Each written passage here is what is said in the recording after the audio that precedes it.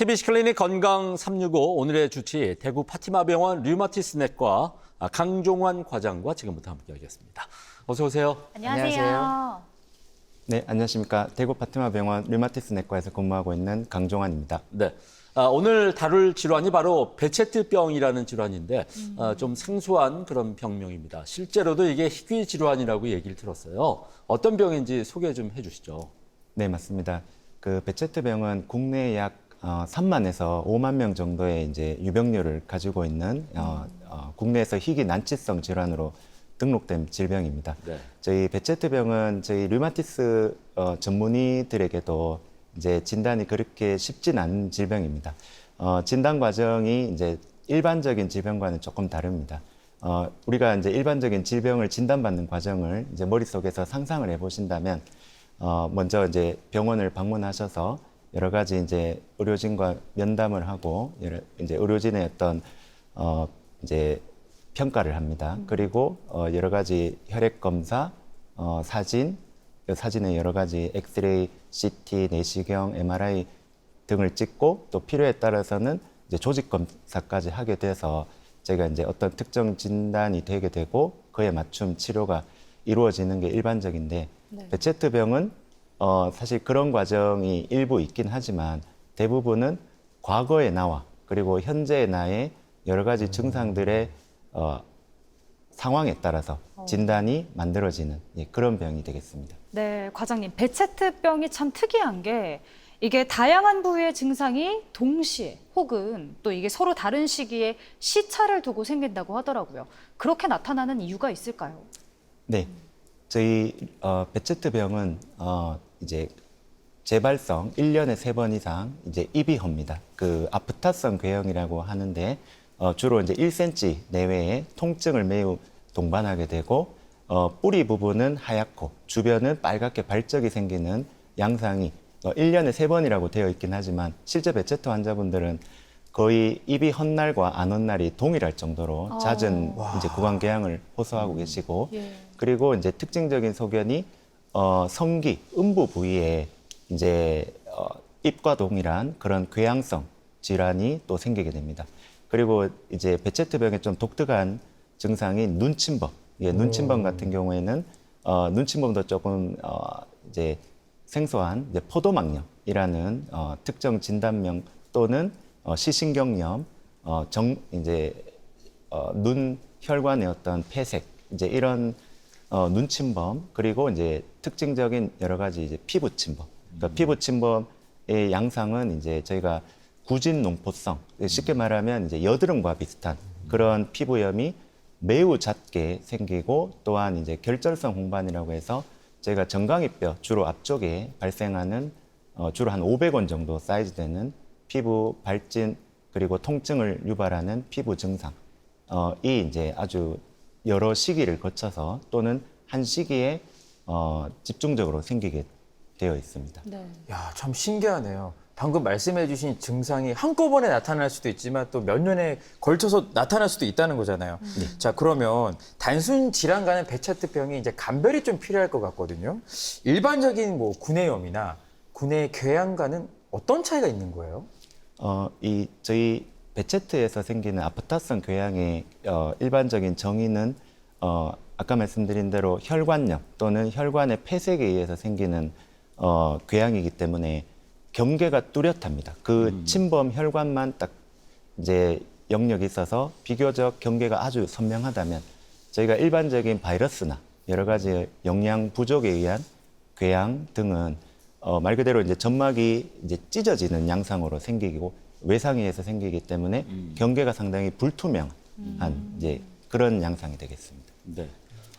입에 궤양이 생길 경우에는 흔히들 우리가 입병 났을 경우에도 상당히 통증도 심하고 음식 먹기도 참 힘들고 맞아요. 괴롭잖아요. 예, 참 이게 참기 힘든 그런 질환인데, 근데 이게 이제 피부에는 과장님 어떻습니까? 어떤 증상으로 피부에 나타날까요?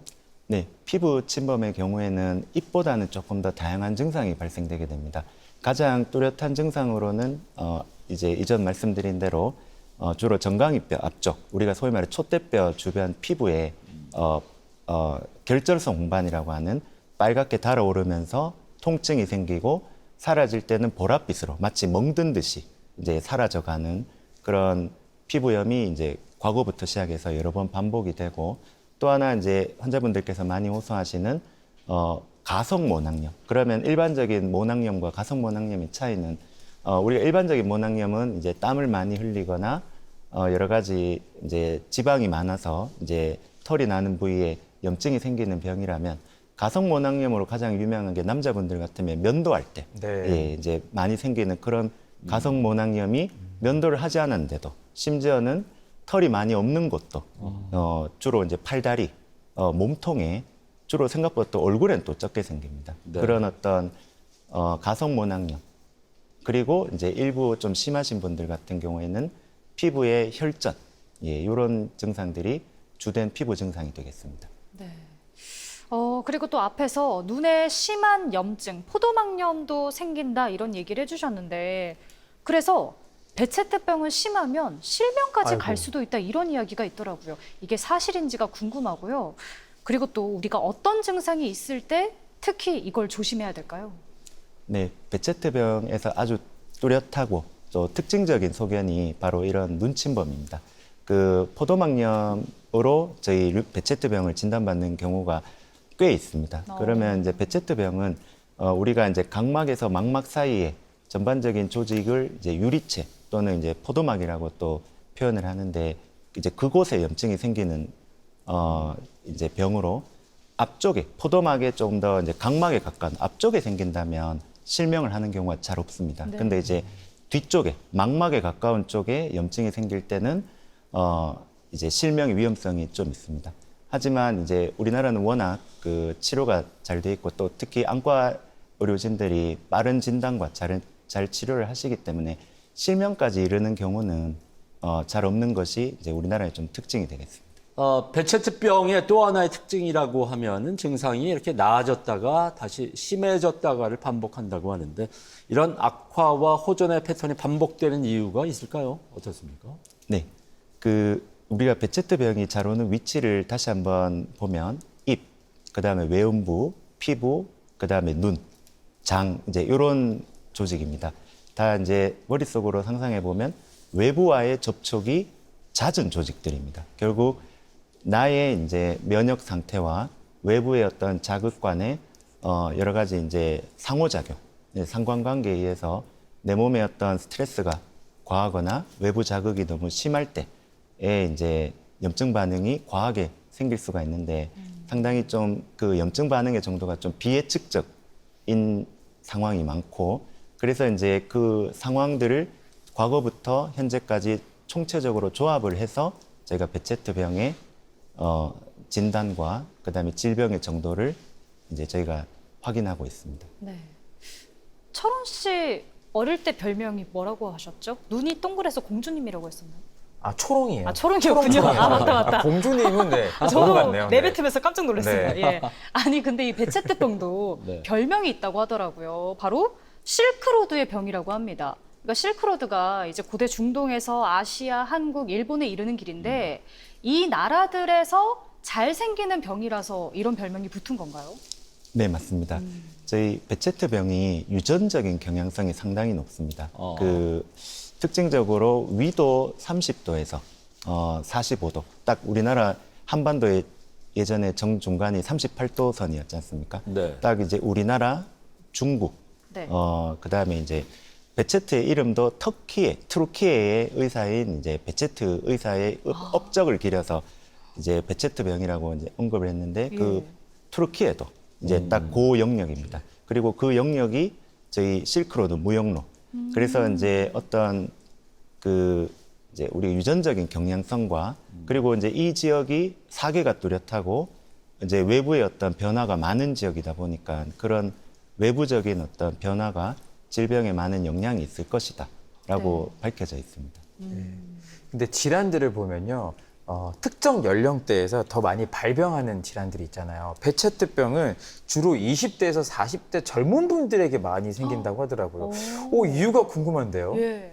네, 내 몸의 면역 체계에 과한 염증 반응이기 때문에 오히려 내가 더 혈기왕성하고, 그다음에 면역 체계가 조금 더 예민하고, 그다음에 이제 아무래도 젊은 분들이 활동, 그다음에 여러 가지 일들, 스트레스를 많이 받을 가능성이 높습니다. 그래서 그런 외적인 스트레스, 그리고 이제 여성분들 같은 경우에는 호르몬의 변화도 이제 생리 주기에 따라서 여러 번 반복되기 때문에 조금 더 젊은 여성 분들이 베체트병의 증상이 조금 더 뚜렷한 경우가 많습니다. 그럼 네. 궁금한 게요. 남성과 여성 중에서는 특별히 더 잘 발병하는 성별이 있나요? 네, 여성분들이 한 1.5배에서 2배 정도 조금 더 흔하다고 되어 있습니다. 그렇군요. 네, 그렇군요. 이 베체트병이 아까 젊은 연령대, 20대에서 40대에 주로 많이 생긴다 이렇게 얘기를 해주셨는데 그래서 저는 이런 이야기도 들었습니다. 젊을 때는 위험한데 오히려 나이가 들면 나아진다. 이건 어떻게 이해를 해야 될까요? 예, 맞습니다. 임상 증상이 이제 한편으로는 환자분들이 이제 오랫동안 질병을 앓으면서 나만의 노하우가 생기시는 분도 있습니다. 왜냐하면 베체트병은 어찌 보면 입이 헐면서 이제 증상이 증상이 악화되는 것이 느껴지기 때문에 환자분들이 이제 내 삶의 노하우를 이제 찾아가십니다. 스트레스를 줄이신다든지 약제를 뭐 복용하신다든지. 네.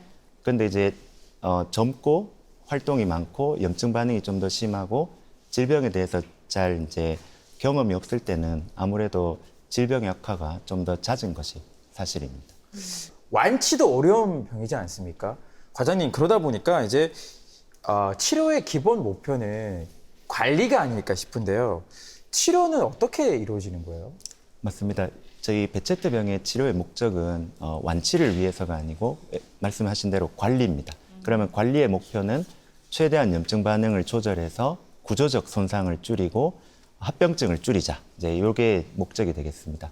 그러면 이제 여러 가지 또 외부적인 스트레스, 그다음에 자극, 수면 부족과 같은 이런 어떤 염증을 악화시킬 수 있는 요인을 최대한 좀 자제를 해야 되고 제일 치료는 이제 아무래도 약물 치료가 베이스가 되겠습니다. 약물 치료로 이제 저희가 가장 먼저 사용하는 약제가 콜히친이라는 약제가 있습니다. 콜히친이 사실 가장 유명하게 사용되는 분야는 저희가 통풍이 되겠습니다. 아. 통풍도 사실은 아주 급작스러운 염증 반응이 생기는 대표적인 관절염이지 않습니까? 그런 것처럼 베체트도 그런 급작스러운 염증 반응을 줄이기 위해서 콜히친이라는 약을 사용하고 있고, 그리고 이제 심한 분들 같은 경우에는 스테로이드 또는 이제 면역과 관련된 치료제, 그리고 요즘에는 좀 난치성 또는 심한 눈침범, 장침범이 있으신 분들께는 요즘 류마티스에서 신약으로 많이 사용하고 있는 표적 치료제까지도 사용하고 있습니다. 네. 그런데 혹시 지금 말씀해주신 치료제로도 호전이 만약에 없다면 그럼 다른 약물 치료 옵션이 또 있을까요? 네, 그 스테로이드제를 조금 더 용량을 올린다든지 아니면 이제 과거부터 매우 심한 베체트 환자분들이 있습니다. 저희가 신경에 베체트가 오는 신경 베체트 환자분들이 있습니다. 아하. 외부적인 증상은 마치 뇌경색하고 매우 비슷한데 혈관이 동맥경화에서 막히는 것이 아닌 아까 말씀드렸던 혈관염에 의한 폐색이 이제 질병의 주 원인이 되는 그런 베체트 신경 침범 같은 경우에는 사이클로포스파마이드와 같은 강력한 어떤 류마티스 치료제를 사용해서 치료하고 있습니다. 네. 베체트병 자체로도 물론 합병증을 일으킬 수 있겠지만은 스테로이드 같은 약물로도 합병증이 발생할 수 있을 것 같거든요. 어떻게 좀 관리를 해 나가야 될까요? 네, 저희가 스테로이드를 보고 항상 동전의 양면, 예, 칼의 양날 이제 하는 어찌 보면 스테로이드가 만병통치약이기도 하고 예, 만병의 근원이기도 한 스테로이드입니다.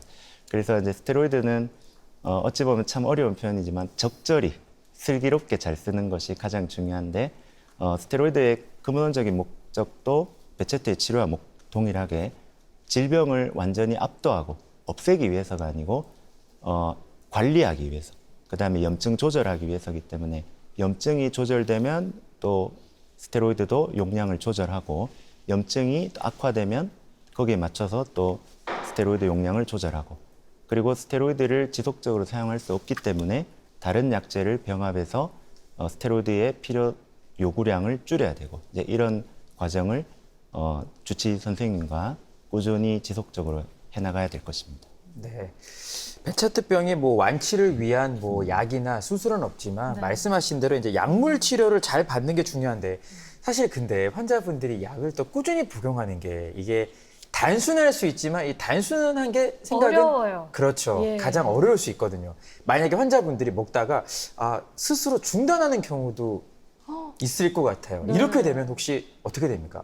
네, 저희가 중단하는 경우를 왕왕 자주 봅니다. 충분히 이해가 되는 점은 베체트병은 24시간 고통받는 질병이 아닙니다. 아까 말씀드린 대로 내 삶에서 한 번씩 이제 포도막염도 또는 장침범도 1년 내도록 고통받는 게 아니고 한 번씩 생기고 외음부염, 구강궤양도 자주 생기는 긴 하지만 24시간 고통받지 않기 때문에 이제 어느 정도 경과가 괜찮고 하실 때는 약을 굳이 이 스테로이드 또는 아니면 다른 면역과 관련된 치료제를 꾸준히 먹을 필요성이 많이 줄어들고 그다음에 힘든 것도 사실입니다.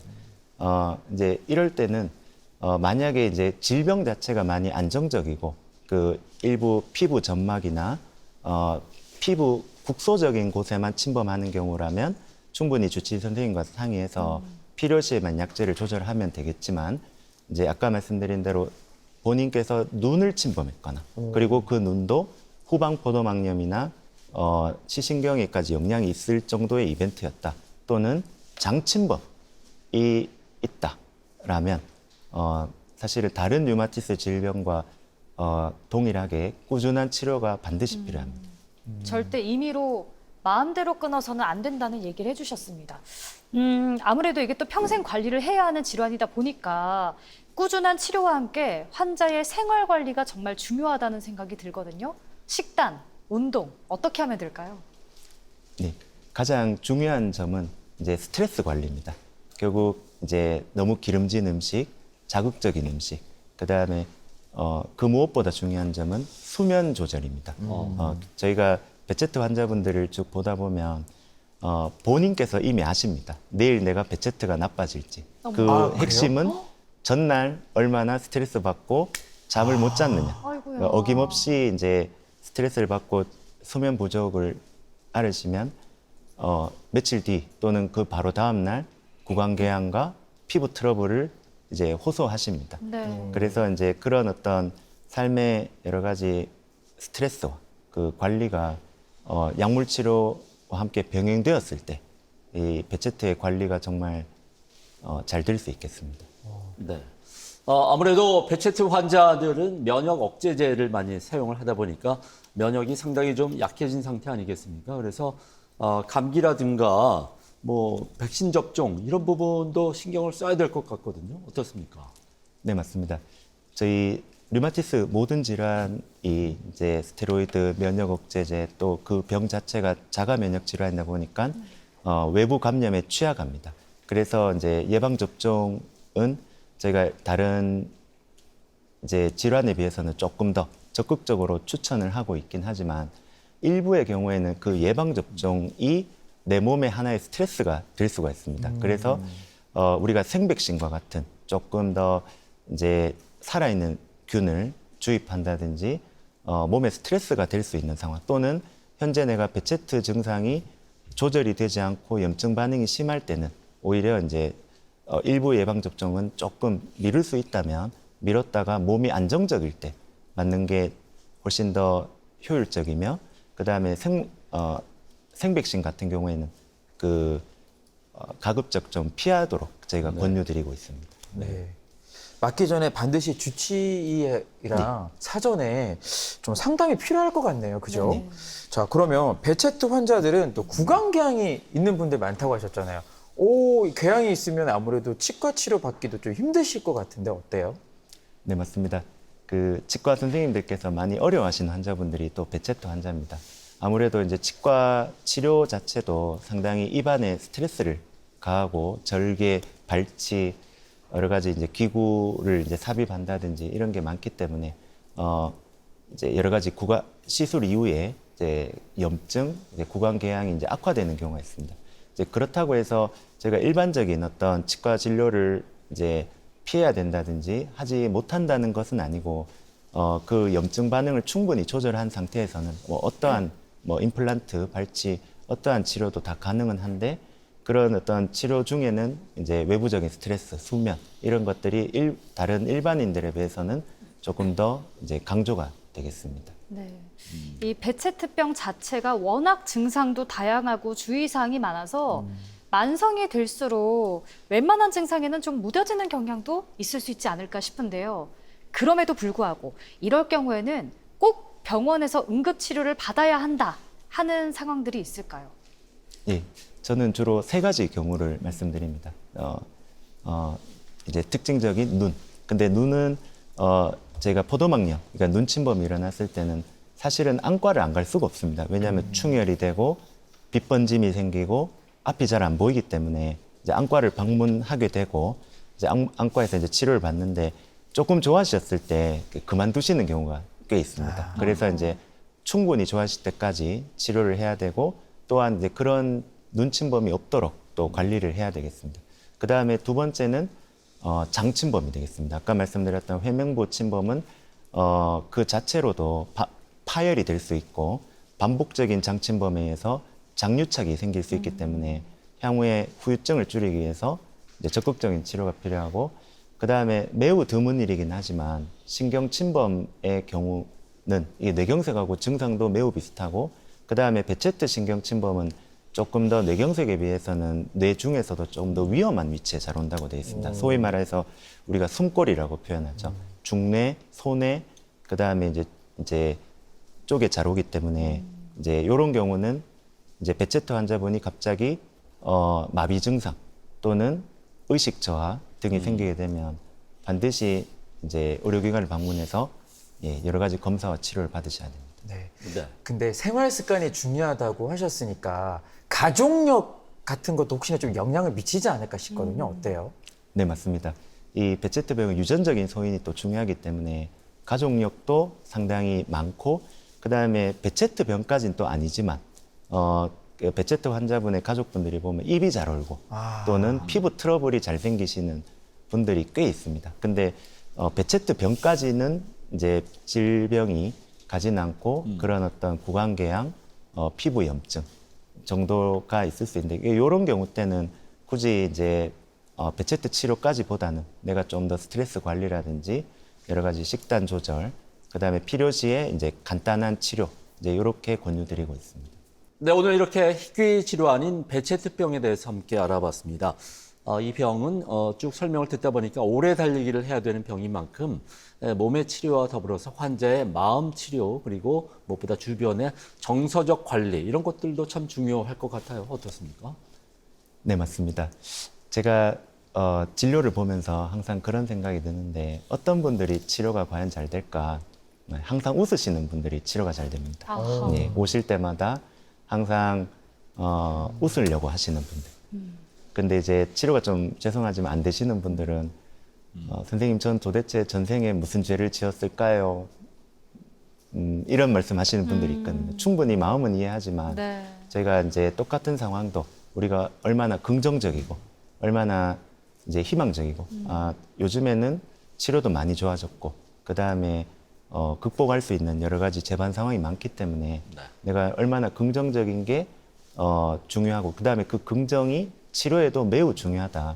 그래서 이제 이런 장기적이고 내가 이제 만성적인 염증과 싸울 때 마치 우리 전쟁에서도 군사들의 사기가 중요하듯이 나와 가족들의 정서적인 지지가 매우 중요하다는 점이 현실 진료에서 많이 느껴지고 있습니다. 네. 웃음, 미소가 중요하다 이런 얘기를 해주셨습니다. 사실 이게 만성 질환이다 보니까요. 우울과 불안으로 힘들어하는 베체트 환자들이 참 많습니다. 심리 상담 같은 사회적 지원과 또 한국 베체트 환우협회 같은 환자 모임을 통해서 조금이라도 도움이 되셨으면 좋겠습니다. 네, 환자 대신 뭐 아플 수는 없겠지만 그래도 대신 내가 아프고 싶다 이런 마음으로 우리 가족분들 또 주변 지인들이 있거든요. 그분들이 오랜 레이스를 함께 옆에서 달려주셨으면 좋겠습니다. 네, 그렇습니다. 자, 오늘 도움 말씀 주신 대구 파티마병원 류마티스 내과 강종환 과장님 좋은 말씀 감사드립니다. 네, 고맙습니다.